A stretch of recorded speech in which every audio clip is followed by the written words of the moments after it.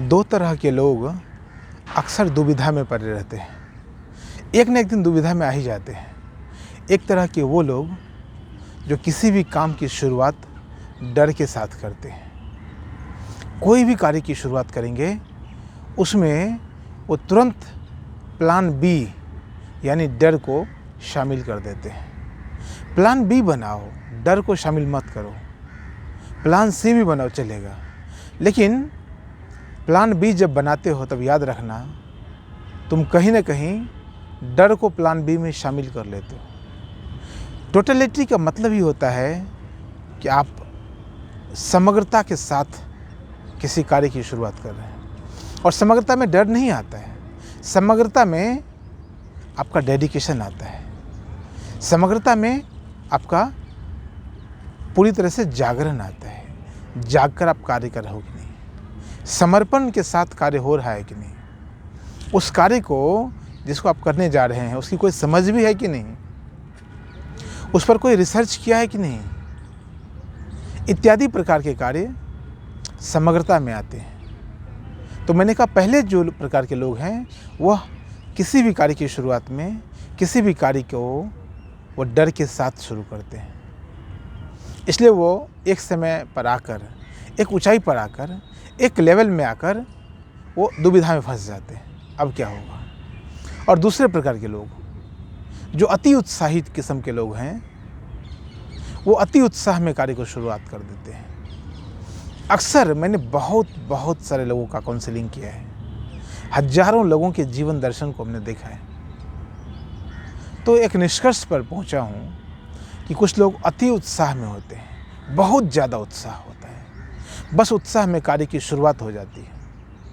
उत्साह में कार्य की शुरुआत तो हो जाती है, लेकिन आगे चलकर फिर पता नहीं कौन से नेगेटिव थॉट्स उनके मन में चलने लग जाते हैं, कौन सी अवधारणा और धारणा उनके मन में बनने लग जाती है। फिर वो आगे चलकर वो भी दुविधा में पड़ जाते हैं। ये दोनों तरह के लोग अक्सर दुविधा में ही पाए जाते हैं। ये दोनों तरह के लोग जीवन में एक ऊंचाई पर तो पहुंच जाते हैं। अति उत्साही भी अति उत्साह के कारण कुछ दूरी तो तय कर ही लेता है, और डर के साथ शुरुआत करने वाला व्यक्ति भी कहीं ना कहीं तो पहुंच ही जाता है। मुख्यतः वहाँ नहीं पहुंच सकता, वहाँ नहीं पहुंच पाता जहाँ वो पहुंचना चाहते हैं, जहाँ उनको नियति पहुंचाना चाहती है। दोनों तरह के लोगों को मैं कहता हूँ ये असंतुलित लोग हैं। जो अति उत्साही हैं वो भी, और जो डर के साथ कार्य की शुरुआत करते हैं वो भी। ये दोनों लोग असंतुलित हैं। तो संतुलन क्या है? संतुलन का नियम कहता है कि आप अपने भीतर संतुलन खोजें। पहले आप जैसे ही कोई कार्य के बारे में सोचते हैं तो मनसा वाचा कर्मणा, मन में कोई विचार आता है उसी वक्त देखें मन में विचार आया और साथ ही साथ कोई डर भी आ गया क्या, साथ ही साथ कुछ और भी आ गया क्या मन में। और इसकी समझ होने के लिए आपको पहले मन की समझ होनी जरूरी है। आपको मन की समझ होनी चाहिए। उसके लिए मैं कहता हूँ 1 मिनट का मेडिटेशन करना चाहिए। कोई भी विचार आपके मन में आता है, आप आंख बंद कर लीजिए। विचार आया और आप आंख बंद कर लीजिए, प्रेमपूर्ण आराम से मौज में बैठ जाइए। उस विचार पर ज़रा विचार कीजिए। उस विचार पर आप विचार करिए आंख बंद करके कि कौन सा विचार है आपके मन में, कितना लंबा चल सकता है। पहले आप मन के तल पर ही विचार करें, उसके बाद बुद्धि के तल पर मनसा वाचा हम बोलते हैं ना, बोलने के दरमियान भी यदि आप सम्यक रहेंगे, संतुलित रहेंगे, तो आपको पता चल जाएगा कि आप अधिक से अधिक बोल रहे हैं, आप अधिक बोल रहे हैं, आप कम बोल रहे हैं, आपका उत्साह ज़्यादा हो रहा है, आपका उत्साह कम हो रहा है। पहले तो मन के तल पर आपको पता चल जाएगा कि कार्य कितना ज़्यादा अच्छा हो सकता है, कितना बुरा हो सकता है। फिर बोलने के क्रम में आप जब किसी से अपने विचार साझा करते हैं तो आपको पता चल जाएगा कि ये विचार में कितना कमी है और कितनी नहीं। उसके बाद जब आप कर्म करेंगे तो आपको पता चलेगा कि कहाँ कहाँ चुनौतियाँ आती हैं। मनसा वाचा कर्मणा का मतलब यह है, कोई विचार कोई बात पहले मन में आती है, फिर हम बोलना शुरू करते हैं उसको, और फिर हम उस पर कर्म करना शुरू करते हैं। तीनों जगह चुनौतियाँ हैं।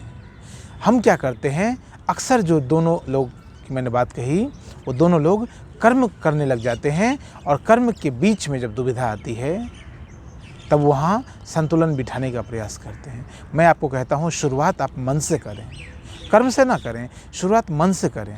मन यानी मनसा, वचन यानी वाचा, मनसा वाचा कर्मणा। पहले मन पर आप विचार करें, फिर कर्म, फिर वचन पर विचार करें, उसके बाद कर्म में आप आएँ। और फिर कर्म में भी यदि आप कर्म को वास्तविक तौर पर आप ऊंचाई तक ले जाना चाहते हैं, आप अपने लक्ष्य तक लेके जाना चाहते हैं, तो आप समझिए चुनौतियों का सामना करना ही पड़ेगा। कोई ऐसा धरती पर कार्य नहीं जिस कार्य में चुनौती नहीं हो। कोई भी ऐसा कार्य नहीं है, चाहे वो भीतर का हो या बाहर का हो, चाहे वो शरीर के भीतर जाने का विचार हो, चाहे ध्यान समाधि का कार्यक्रम हो, चाहे स्वयं के भीतर जाने का हो या संसार के भीतर जाने का हो। कोई भी ऐसा कार्य नहीं है जिसमें चुनौतियां नहीं हैं। चुनौतियां हर जगह हैं। चुनौतियों के बीच आपको अपना कार्य सफलीभूत करना है, सफल करना है। तो आपको समझना होगा कि आपको मजबूत होना होगा, आपको तन से मजबूत होना पड़ेगा, आपको मन से मजबूत होना पड़ेगा। इसलिए मैं कहता हूँ शुरुआत मन से करें तो ज़्यादा अच्छा है। 1 मिनट के मेडिटेशन से आप करें तो ज़्यादा अच्छा है। और 1 मिनट के मेडिटेशन को आप मेरे YouTube चैनल पर आप सर्च कर सकते हैं, 1 मिनट का मेडिटेशन बाय स्वामी ओम प्रकाश। आपको पता चलेगा आप कितनी आसानी से किसी भी कार्य को सफलता की ओर ले जा सकते हैं। बहुत बहुत धन्यवाद।